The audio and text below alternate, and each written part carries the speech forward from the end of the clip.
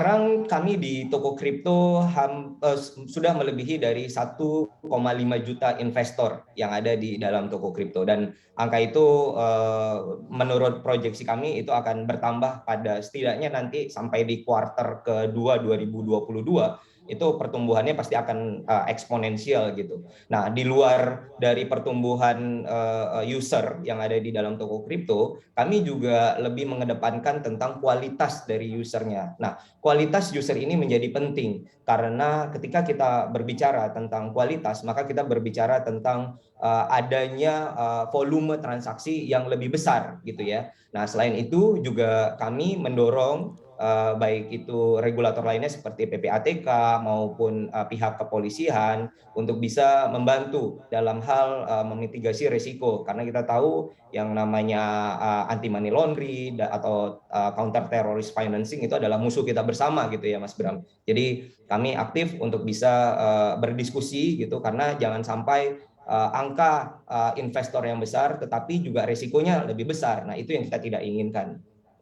Baik, ini related dengan kejahatan cyber begitu ya Pak Manda. Ini bagaimana untuk mengantisipasinya ataupun bagi orang yang ingin masuk begitu dalam pasar kripto ini apa yang perlu disiapkan? Kalau investor yang ingin masuk ke market kripto gitu ya, crypto market, sebenarnya nggak banyak yang berbeda ketika kita berbicara tentang capital market. Mereka harus menyiapkan identitas yang asli gitu ya. Terus kemudian mereka juga harus mengisi pada form dengan data yang tepat dan akurat.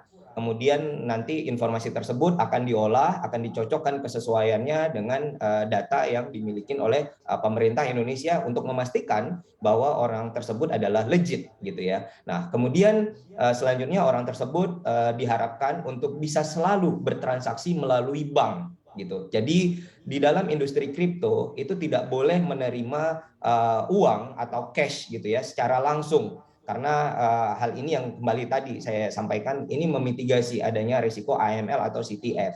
Ketika kita berbicara transaksi dilakukan melalui bank, baik itu deposit maupun withdraw, maka setidaknya kita sudah mengurangi risiko adanya cyber crime gitu ya, yang bisa terjadi gitu. Nah, di sisi yang lain ternyata regulator kita itu juga memiliki sebuah mekanisme yang kemudian mereka bisa memonitoring adanya transaksi yang mencurigakan. Nah, hal-hal ini sekali lagi perlu kerjasama semua pihak gitu, karena tidak mungkin pelaku bisa bekerja sendiri gitu ya, kami maupun dalam hal ini regulator untuk bisa berjalan sendiri, tetapi kita punya sinergi yang secara bersama-sama untuk kita bisa mengurangi adanya resiko tindak kriminal tersebut.